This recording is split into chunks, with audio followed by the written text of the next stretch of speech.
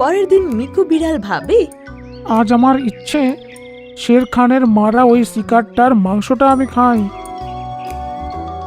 এরকম ভেবে ও পেঁপেকে আদেশ দেয়। শের খান সেই দিন মোষের শিকার করেছিল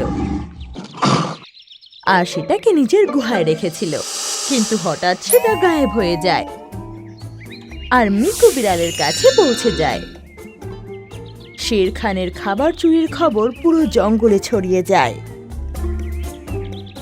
আর শের খান সন্ধেবেলায় সব পশু পাখিকে নিজের সভায় আসার আদেশ দেয়।